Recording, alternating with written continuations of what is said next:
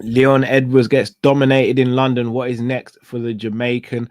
Sean Brady could be in line for a welterweight title shot next. Molly McCann retires. Carlos Ulberg wins. Was Jan Blachowicz robbed again? And Kevin Holland looks dominant at 170. Sit back, relax. This is the UFC London recap. Let's get into it.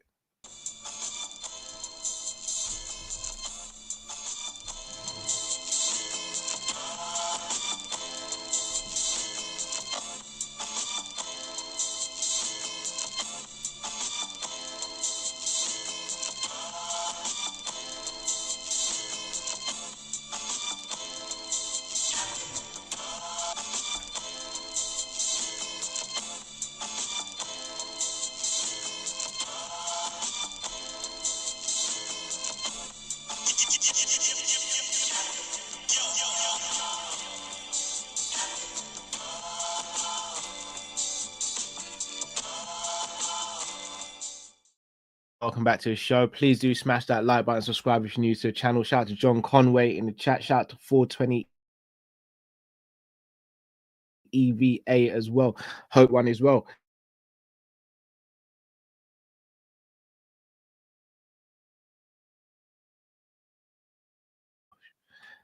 Am I back? All right, no other place but to start, and that is the main event of UFC London, and that was Leon Edwards versus Sean Brady.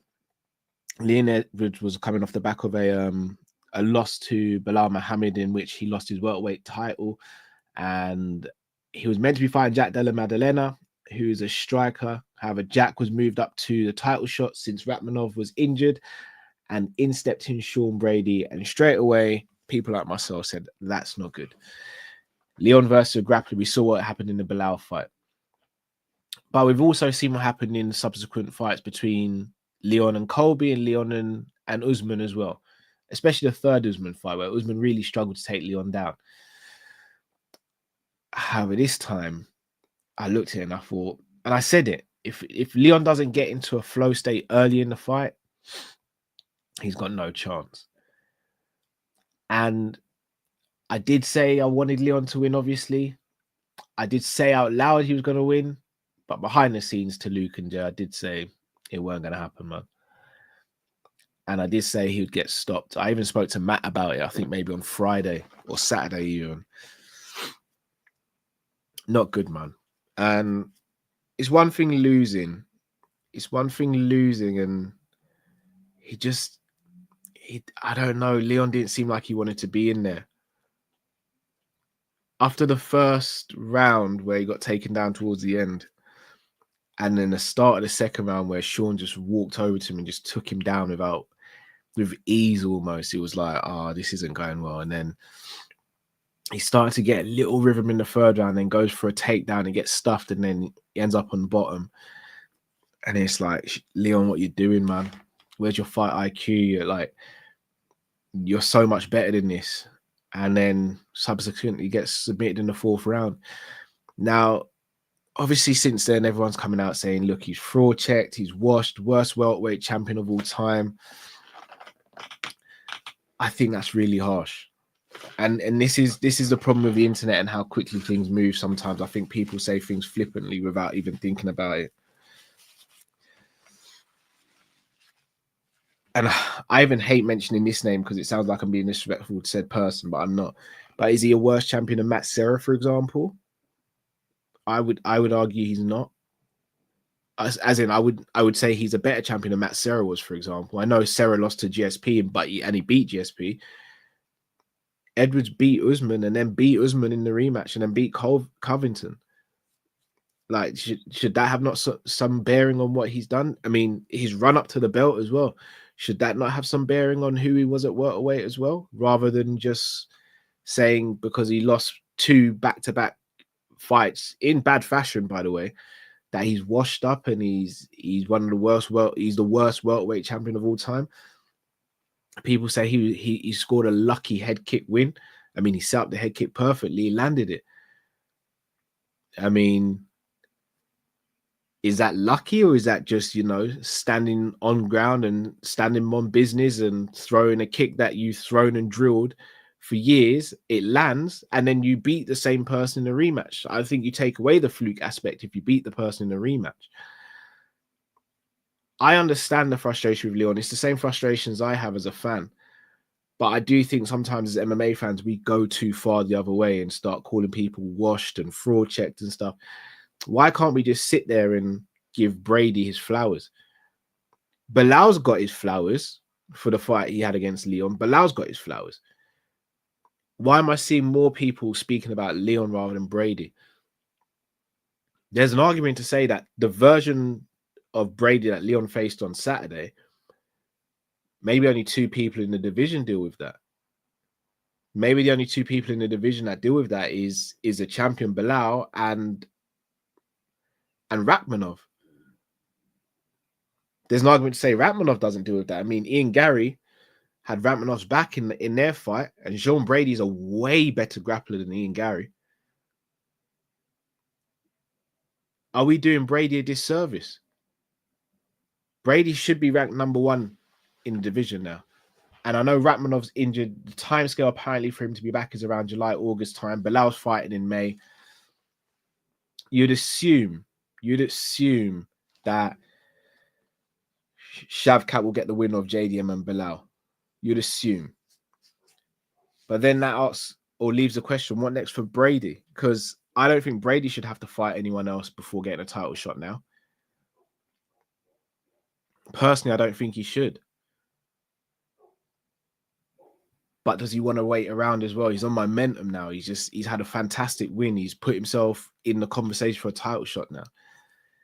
Is there an argument to say that he jumps the queue? Does he jump in front of Rakhmonov? Does Rakhmonov and him have a fight to establish who's number 1 contender again? I again don't think that's fair on Rakhmonov because he obviously had a number 1 contendership fight when Belal pulled out through injury. They both pulled out from a fight with each other once through injury. So there's an argument to say that fight still happens, but JDM's there as well. I've got Belal winning that fight, but if JDM pulls off the win, then does it become Brady and JDM as opposed to Rakhmonov? Because effectively, Rakhmonov's title shot was with Belal. It's a tricky one. It really is a tricky one. But I'm just saying, look, and maybe I'm just a Leon fan in it. So people are going to look at this and be like, I'm not speaking objectively. I think I am. Leon was poor on the night. And what he does next in his career, I have no idea. Does he become a gatekeeper? I don't think he'd want to do that. I don't know if he's big enough to move up in weight. Sean Brady even spoke about it. Leon's a tall guy and he's aesthetically fantastically shaped. But the fact that he has got such a small waist makes it easier for these grapplers to get a hold of him and get him down as well. You look at someone like a Usman who's just so top heavy, but he's got a massive torso. To get your hands around him and to physically impose yourself on him is very difficult. Whereas Leon, a lot more slender, easier to get your hands around him, to take the back, to put him in body triangles, to get your hands around him when you're going for a body lock. If he's struggling at 170 or 185, I think he'd get eaten alive, if I'm going to be honest.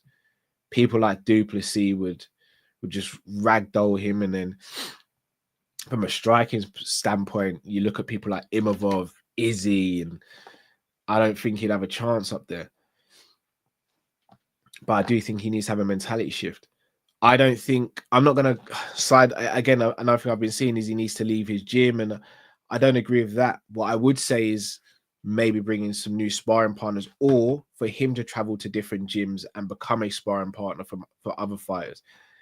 From the outside looking in, it feels as though he's the best in that gym and probably not being worked as hard as he would be if he wasn't the best somewhere else. And look, Leon goes to most gyms, he's going to be the best in most gyms. So that's going to be difficult. But I don't believe in the notion that he should have to leave his gym. But I do think he has to change his preparation and the way he approaches these fights, because something's not working. But congratulations, Sean Brady. Commiserations for Leon Edwards. I hope he does bounce back. And I hope Sean Brady gets his title shot. I'd love to see Brady in a title shot. I think he deserves it. Shout out to Ash, shout out to Liam, shout out to Salim. No, it's not a safe place. I'm not speaking about Shirky, bro. Shout out to Cringe Gov as well.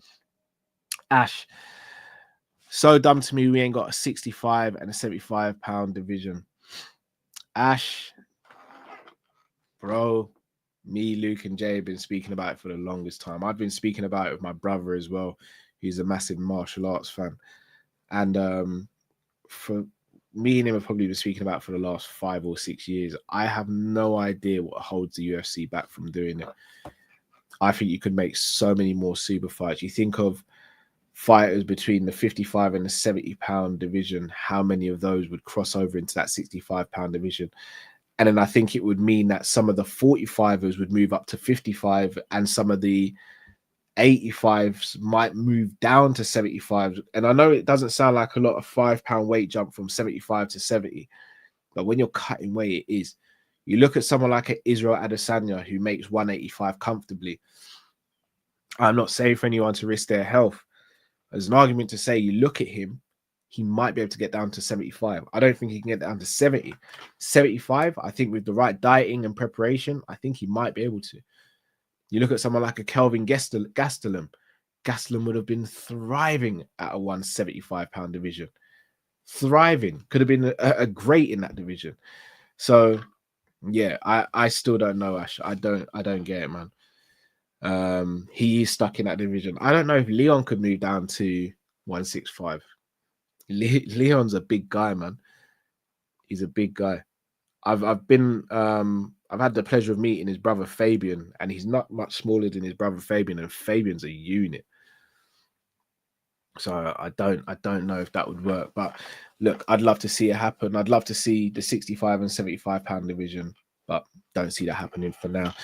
All right, moving on to the co-main event, and that was between Carlos Ulberg and Jan Blachowicz. Again, Blachowicz seems to have been like screwed over a little bit by the judges. I had Blachowicz winning that 2-1. I did say I wouldn't be surprised if Ulberg got it though, because judges tend to go with the fresher fighter or the newer name in the division. The same happened with O'Malley and Yan when their fight happened. I wouldn't say it's a robbery. It was a decision that, in my opinion, went the wrong way though. That being said, I don't think Yan loses any stock. He's been out of the cage for 2 years and has come back and put on a performance like that. Still was very good. But for Ulberg, for him now, that would probably put him number 3 in the division. I think he's one fight away from a title shot. And at 205, it's nice to have a new name in that mix. So I'm intrigued to see where he goes next. I think Ulberg versus Yuri could be fun. I really do think Ulberg versus Yuri could be fun. The problem is Yuri could become the Max Holloway of that division, because if Yuri beats him, Yuri is not going to get a title shot if Alex Pereira is the champion. However, if Alex Pereira and Ankalaev fight and Alex Pereira gets the victory in the rematch and Ulberg wins, then you're in business. If Ankalaev gets the rematch and wins against Pereira for the second time, you can do Yuri versus Ankalaev. So for me, Ulberg versus Yuri makes all the sense in the world. Hopefully that happens next, and I'll be definitely tuning in for that fight if it does. Now, onto the third fight, and that was between Kevin Holland at 170 versus Gunny Nelson. Gunnar hasn't fought for some years, but we all know what Gunnar brings to the table. The stoic nature of his fighting, his poise, his insanely good grappling skills. Kevin Holland was on fire, man. This is the Kevin Holland I want to see on a regular basis. And I know people will be like, oh, it's against the washed up Gunnar Nelson. Yeah, okay, call it what you want. He looked fantastic. His striking was good. He dropped him and almost finished him at the end of the first round. Not just that, his grappling. Kevin Holland's grappling defensively was excellent, but not just that, the damage he was doing from the bottom. You look at the comparison between Kevin Holland when he was taken down and he was on the ground in comparison to Leon Edwards when he was on the ground taken down. It was night and day. Leon Edwards was neutralized and controlled on the ground. Kevin Holland was like a slippery bar of soap. You could not keep your hands on him. He was absolutely excellent. And I'll be honest with you, I don't want to see Kevin back at 185. I just want to see him settle at 170. Kevin Holland, who settles at 170, in my opinion, can break that top 15, that top 10, in my humble opinion. And there are some fun fights potentially. Let me read some potential fights for you guys. with involving Kevin Holland at 170. You could go Kevin Holland versus Vicente Luque. You could go Kevin Holland versus Prates, Morales, Jeff Neal.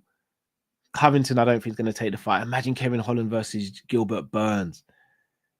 You could even run the rematch, Joaquin Buckley versus Kevin Holland. All fun fights. For me personally, getting back to 170 and let him cook, man. Let him cook. Kevin, you'll probably never watch this, but if you do come across this clip, dedicate yourself to 170 and go and make a run for the belt, man. Just go for it. What have you got to lose? Nothing to lose, all to gain. Go for it, man. Molly McCann, unfortunately, has announced her retirement from the sport. In fact, I'm not going to say unfortunately. I think she's timed it well. She's looked overmatched in her last few fights. And I've got nothing but love and admiration for Molly McCann. I've been fortunate to meet Molly McCann, and genuinely really nice person. A really, really nice person. No ego about her. No arrogance. I remember when I actually met her, she walked into a room where a few of us MMA journalists were doing interviews and etc. She came in, she tiptoed in, she made sure she wasn't in anyone's camera view. She sat down, she waved and said hello to everyone, respectfully shook everyone's hand. She didn't have to do that. She's the star in that room. She didn't have to do that. And I think that just speaks to who she is as a person. And I wish her nothing but the best for her in retirement. One thing I will say is I think she's got her ducks in a row. She's got businesses. She's part of Barstool. I think she's got a job with TNT Sport if UFC stays with them long term. I think she's got a job with UK MMA in whatever capacity she wants. And I think she'll have a job with the UFC if she desires as well. Massively happy for her. Did she achieve world-class status? No, she didn't. But she was a hell of a fighter. Always went in there to put on a fight. Never quit on herself. Always gave 100% for the fans. And for that, we'll always be grateful. And she is one of the best women's MMA fighters to grace this country. Shout out to Molly McCann. All the best in retirement, and hope you have a blessed rest of your life as well, Molly. Fantastic career. Should be really proud of yourself. Also, Nathaniel Wood picked up the win. London's very own. Big up Nathaniel Wood from GB Top Team. Also, his stablemate Lona Kavanagh also picked up a fantastic win in the prelims as well. And Vucinic was choked out by Chris Duncan as well. So look, how did I make the card? What did I make of the card? It wasn't a great card, guys. That's just me being honest with you. And it is a bit underwhelming and frustrating. Ticket prices for this event were really high. And the UFC keep on doing this recently. They come out at the end of cards and they say this was the highest grossing event. And they look at it like it's a badge of honor. I'm going to be real with you guys. The whole highest gate thing to me, do you know, that just screams that you're putting up your prices and you're forcing fans to pay even more money than they should be paying, in my opinion. You're taking the sport away from the hardcore fans and giving it to casuals who are in a better financial situation. By all means, it's your business. Do what you want to do with it. But then you can't then brag about having the highest gate and not having the best fights and the best atmosphere and all those things. I remember when it was Aspinall versus Volkov, and that card, that one with Arnold Allen and Dan Hooker and all the fights on that card. Molly McCann gets a spinning back elbow. Paddy Pimblett wins his fight. That was a card. You hear the atmosphere in that arena that night in comparison to what we saw on Saturday. No title shot in this one. Now, granted, yes, the atmosphere was sucked out of the room because Leon lost, but even before that, the ULBERG and Blachowicz fight, that wasn't really a banger. Which stars did they bring over to this event? Me, Jay, and Luke spoke about it. No MVP on there. No Paddy Pimblett. no Tom Aspinall, no Arnold Allen, no Lerone Murphy, like Casey O'Neill. Where's all these fighters? These are UK and British fighters. Like, why are they not on these cards then? If you're gonna pack these cards, pack them properly. Plus advertising throughout the week and all that. Surely they could do more. TNT Sport could do more. These outlets could do more. It just didn't happen. It's a shame. It's frustrating, especially for a content creator like myself who would love to have been at this event and covered it and done some fun stuff. Not even given a chance to do that. So yes, it is frustrating. Ash talking it, bro. The production on the night, the feed we had, I was watching it on Sky, on TNT Sport, kept on jumping out, and the picture quality was diminished, and it was just bad, man. So look, I hope they pay a bit more attention to the UK market and UK audience in the future, because they could have put on a much better card than the one they put on Saturday. And if you're going to charge that sort of money, then we as fans deserve a bit better, in my opinion. So those are my thoughts. But people, if you haven't already, smash that like button, subscribe if you're new to the channel. I'll be back tomorrow night with Luke and Jay for combat catch-up, so make sure you join us there. Yeah, Ash, why not let me see? Here's my thing. You see, for a card like that, for each fight on the main card, in my opinion, I think you could do a half-an-hour YouTube video where you break down some of their best moments of each fighter, and then maybe have a few other fighters predict who they think might win the fight. Nothing crazy, but give us a bit of a backstory to some of these fighters. Give us some information. Nathaniel Wood's got such a great story. Cage Warrior champions, came to the UFC to fight at bantamweight, started struggling with the weight, now fights at 45, has a rival with Lerone Murphy. You've got him, Lerone, and Arnold all in the same division. Are they going to cross paths? You could do so much with that. You could sink your teeth into so much of the story, which will give us fans more reason to watch the product, but they're just not doing it. They're becoming lazy. But look, I could rant about this all day. I'm not going to do that. People, smash that like button, subscribe if you're new to the channel. Until I see you again, people. Enough love to you all. Take it easy, people. Take care.